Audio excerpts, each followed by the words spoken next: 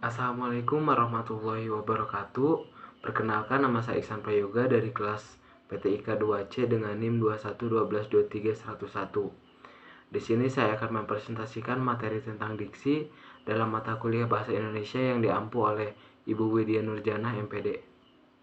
Di sini saya akan menjelaskan tentang pengertian diksi, tujuan diksi, fungsi diksi, dan macam-macam diksi.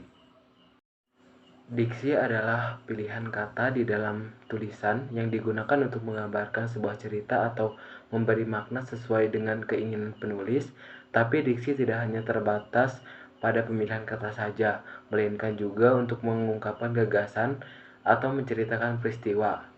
Diksi juga meliputi persoalan gaya bahasa, ungkapan-ungkapan, dan sebagainya. Diksi adalah pemilihan kata yang tepat untuk menyampaikan maksud yang diinginkan. Dengan begitu, lawan bicara akan lebih mudah mengerti apa yang kamu sampaikan.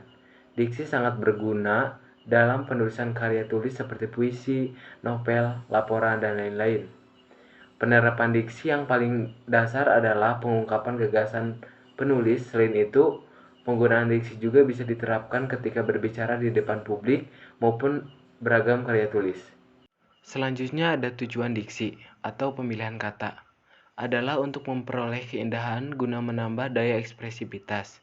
Maka, sebuah kata akan lebih jelas jika pemilihan kata tersebut tepat dan sesuai. Ketepatan pemilihan kata bertujuan agar tidak menimbulkan interpretasi yang berlainan antara penulis atau pembicara dengan membaca atau mendengar. Sedangkan kesesuaian kata bertujuan agar tidak merusak suasana. Selain itu, berfungsi untuk menghaluskan kata dan kalimat agar terasa lebih indah. Selain itu, ada fungsi diksi. Diksi berfungsi untuk mendukung jalan cerita agar lebih runtut, mendeskripsikan tokoh, lebih jelas mendeskripsikan latar waktu, latar tempat, dan latar sosial dalam cerita tersebut. Fungsinya yaitu sebagai berikut. Yang pertama, untuk memudahkan pembaca atau pendengar dalam memahami dan mengerti apa yang ingin disampaikan penulis atau pembicara. Yang kedua, kata yang disampaikan menjadi lebih jelas sehingga terasa tepat dan sesuai dalam konteks penggunaannya. Yang ketiga yaitu mengantisipasi terjadinya interpretasi atau tafsiran yang berbeda antara penyampaian kalimat dengan penerimanya. Yang keempat, diksi yang bagus dan sesuai dapat digunakan untuk memperindah kalimat sehingga cerita yang dibuat bisa lebih runtut dengan mendeskripsikan karakter tokoh, latar, tempat dan waktu, serta alur cerita. Yang kelima, untuk menggambarkan ekspresi terhadap ide dan gagasan yang disampaikan. Dan yang terakhir, membuat komunikasi yang terjalin menjadi lebih efektif dan efisien. Selanjutnya di sini ada macam-macam diksi.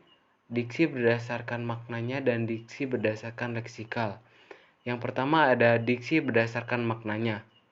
Yang pertama, makna denotatif. Yang dimaksud dengan denotatif adalah makna yang sebenarnya dari suatu kata atau kalimat. Yang kedua ada makna konotatif. Konotatif adalah kata atau kalimat yang memiliki arti bukan sebenarnya. Selanjutnya yaitu diksi berdasarkan leksikal. Yang pertama ada antonim. Antonim adalah kata yang memiliki arti berlawanan dengan kata lain. Yang kedua ada sinonim. Sinonim adalah kata yang mempunyai arti yang sama dengan kata lain. Yang ketiga yaitu homonim. Adalah kata yang memiliki lafal dan ejaan yang sama namun artinya berbeda satu sama lain. Selanjutnya ada homopon. Homopon adalah kata yang memiliki ejaan dan makna yang berbeda namun lafal sama. Selanjutnya ada homograf.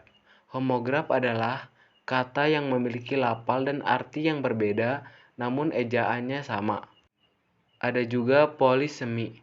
Polisemi adalah kata yang memiliki lebih dari satu arti. Dan yang terakhir, hipernim dan hiponim. Hipernim adalah kata yang dapat mewakili banyak kata lainnya, sedangkan hiponim adalah kata yang dapat terwakili oleh kata hipernim.